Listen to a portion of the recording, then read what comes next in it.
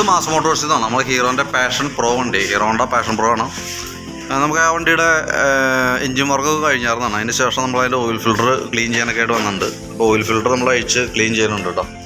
അപ്പോൾ screen filter ഇതാണ് അതിൻ്റെ സ്ക്രീൻ ഫിൽറ്റർ വരാം. ഇതിൻ്റെ ഉള്ളിലാണ് ഈ വന്നിരിക്കുന്ന അഴുക്കാണ് കേട്ടോ. കാരണം കഴിഞ്ഞാൽ അത് ഒരുപാടൊന്നുമില്ല, കുറച്ചുള്ളൂ. പക്ഷെ എന്നാൽ പോലും നമുക്കത് ചെയ്തു പോകേണ്ട അത്യാവശ്യമാണ്. അത് ശരിക്കും പറഞ്ഞാൽ നമുക്കൊരു 2 ഓയിൽ ചേഞ്ച്, മൂന്നാമത്തെ ഓയിൽ ചേഞ്ച്, ഓരോ 3 ഇടപെട്ടുള്ള ഓയിൽ ചേഞ്ചിലും ഈ ഫിൽറ്റർ ക്ലീൻ ചെയ്ത് പോണത് എൻജിൻ ലൈഫ് കൂട്ടും. കാരണം ഞാൻ ഇതിനകത്ത് കാര്യമായിട്ട് വരില്ല, ഇതിനകത്ത് കാര്യമായിട്ട് അഴുക്ക് വരണമെന്നില്ല.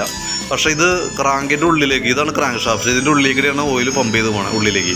അപ്പോൾ അത് പോണതിന് മുമ്പ് ഓയിലിനെ ഇവിടെ ഇട്ടിട്ടൊന്ന് റൊട്ടേറ്റ് ചെയ്തിട്ട് വിടാം. ആ റൊട്ടേറ്റ് ചെയ്യുമ്പോൾ ഈ ഓയിലിൽ വന്ന കണ്ടാമിൻസ്, അതേപോലെ ചെറിയ ചെറിയ അഴുക്ക്, ചെറിയ വെയിറ്റുള്ള അഴുക്കുകളൊക്കെ ഇതിൻ്റെ ഈ സൈഡിൽ ഈ റഫായിട്ടുള്ള പ്രതലത്തിൽ വന്നിരിക്കും.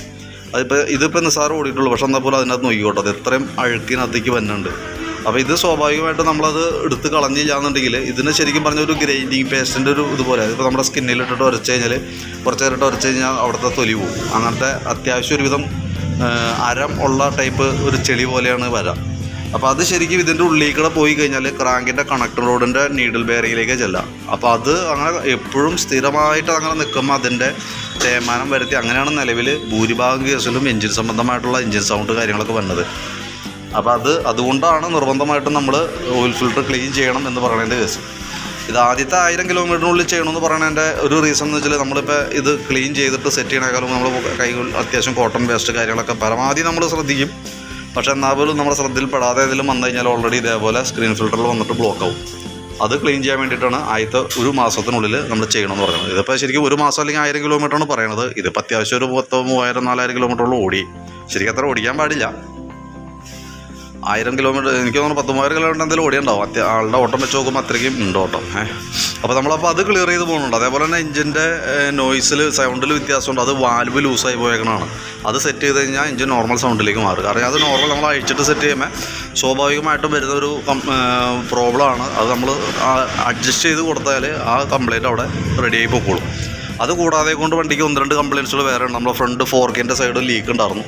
അത് നമ്മൾ അഴിച്ചു നോക്കുമ്പോൾ ഫോർക്ക് ഓയിൽ സീലാണ് കംപ്ലൈൻറ്റ്. അതിനകത്ത് ഈ ഫോർക്കിൻ്റെ പൈപ്പിന് ചെറിയൊരു സ്ക്രാച്ച് ഉണ്ട്. 100% ഓയിൽ ലീക്ക് വരില്ല എന്നൊന്നും പറയാൻ പറ്റില്ല. പക്ഷേ നല്ലൊരു 90% നമുക്ക് ഓയിൽ സീൽ മാറ്റി നിൽക്കും അതിന്. അപ്പോൾ അത് കാരണം തൽക്കാലം നമുക്ക് ഓയിൽ സീൽ മാറ്റി റെഡിയാക്കാം. കാരണം എന്താ വെച്ചാൽ തേയ്മാനത്തിൻ്റെ അനുസരിച്ചിട്ടാണ് ഓയിൽ സീലിൻ്റെ ക്വാളിറ്റി, ആ ഓയിൽ സീലിൻ്റെ ലൈഫ് കിട്ടുക. കാരണം തേയ്മാനം കൂടുതലായിട്ടുണ്ടെങ്കിൽ നമ്മൾ പുതിയ ഓയിൽ സീൽ ഇട്ടാലും ഈ പറഞ്ഞ രീതിയുടെ അതിൻ്റെ മാക്സിമം ലൈഫ് നമുക്ക് കിട്ടണമെന്നില്ല. അത്യാവശ്യം നല്ല ഗട്ടറുള്ള വഴിക്കൊക്കെ ഓടണ വണ്ടിയാണെങ്കിൽ അതിൻ്റെ അനുസരിച്ചിട്ട് ലൈഫ് കുറയും. അതാണ് നമുക്ക് ഫോർക്കിന് സംഭവിക്കുന്നത്. അതിൻ്റെ ഈ പ്ലേറ്റിങ് വന്ന ഭാഗത്താണ്, അതിൻ്റെ ഈ വർക്ക് ചെയ്യണ ഈ ഭാഗത്ത് പ്ലേറ്റിങ്ങിലാണ് ചെറിയൊരു വര പോലെ വന്നേക്കുന്നത് കേട്ടോ. അപ്പോൾ തൽക്കാലം ഓയിൽ സീൽ മാറ്റിയിട്ടാൽ മതി, നമുക്ക് റെഡി ആയിക്കോളും.